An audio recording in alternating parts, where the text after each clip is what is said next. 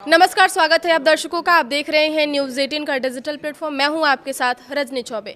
बिहार की राजनीति एक बड़े बदलाव के दौर से गुजर रही है। मुख्यमंत्री नीतीश कुमार ने सोमवार को एमएलसी के पद से इस्तीफा दे दिया है। अब वह राज्यसभा सांसद पद की शपथ लेंगे। इसी के साथ ही नीतीश कुमार बिहार के मुख्यमंत्री पद से इस्तीफा दे देंगे। ऐसे में नीतीश कुमार के इस्तीफे की खबर के बीच अब सबसे बड़ा सवाल यही है कि बिहार की कमान किसके हाथों में जाएगी। करीब 2 दशकों तक बिहार के सत्ता की कुर्सी संभालने वाले नीतीश कुमार के बाद नेतृत्व को लेकर सियासी गलियारों में कई नाम चर्चा में हैं। फिलहाल बिहार में एनडीए सरकार का मौजूदा ढांचा ऐसा है कि जेडीयू का मुख्यमंत्री है और भाजपा के 2 डिप्टी सीएम हैं। लेकिन अब नीतीश कुमार के राज्यसभा चले जाने के बाद बिहार में सत्ता का यह समीकरण पूरी तरह बदल सकता है। राजनीतिक सूत्रों के अनुसार भविष्य में भाजपा का मुख्यमंत्री और जेडीयू के 2 डिप्टी सीएम वाला नया फॉर्मूला सामने आ सकता है।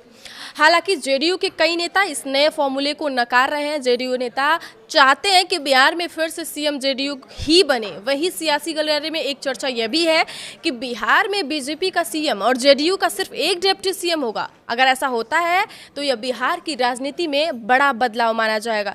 पिछले कई वर्षों से बिहार में जेडीयू के नेतृत्व में सरकार चलती रही है, लेकिन अब भाजपा के नेतृत्व में सरकार बनने की संभावना पर भी चर्चा तेज हो गई है। अब ऐसे में बिहार के अगले मुख्यमंत्री को लेकर चर्चाओं का बाजार गर्म हो चुका है। ऐसे में आइए जानते हैं कि बिहार में अगले मुख्यमंत्री के लिए किन नामों पर चर्चा तेज हो गई है। तो सम्राट चौधरी के नाम की खूब चर्चा हो रही है, लेकिन बिहार के वर्तमान डिप्टी सीएम सम्राट का नाम सबसे आगे माना जा रहा है। भाजपा के प्रदेश अध्यक्ष रह चुके हैं सम्राट चौधरी। संगठन और सत्ता दोनों में मजबूत पकड़ रखते हैं। पार्टी के भीतर उनका कद बड़ा है और वो गठबंधन का चेहरा भी बन सकते हैं।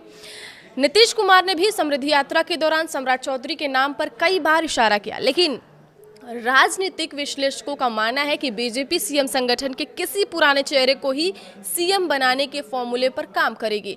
सम्राट चौधरी अपने राजनीतिक में शुरुआती दौर में आरजेडी में थे, वह बीजेपी में बाद में आए हैं। ऐसे में बीजेपी संगठन के किसी पुराने चेहरे पर भरोसा जता सकती है। हालांकि भाजपा अक्सर चौंकाने वाले फैसलों के लिए जानी जाती रही है, इसलिए अंतिम फैसला पार्टी नेतृत्व के हाथ में हो। मुख्यमंत्री नीतीश कुमार के राजनीतिक उत्तराधिकारी के तौर पर हमेशा से ही निशांत कुमार की चर्चा होती रही है। ऐसे में बिहार के जो अगले सीएम के तौर पर निशांत कुमार का नाम भी काफ़ी चर्चा में है। दरअसल हाल के दिनों में जेडीयू की सदस्यता लेने के बाद जिस तरह निशांत कुमार एक्टिव नजर आ रहे हैं, उनको लेकर बड़ी संभावनाओं से इनकार नहीं किया जा सकता है। जेडीयू के कई नेताओं ने इशारा भी किया है कि आने वाले दिनों के जेडीयू और बिहार की कमान निशांत कुमार ही संभालेंगे। क्या कहते हैं सियासी संकेत? अगर इस बारे में बात करें तो बिहार में सरकार एनडीए गठबंधन के तहत चल रही है। ऐसे में मुख्यमंत्री के नाम पर अंतिम जो फैसला होगा वो भाजपा और जेडीयू के शीर्ष नेतृत्व मिलकर ही लेना होगा।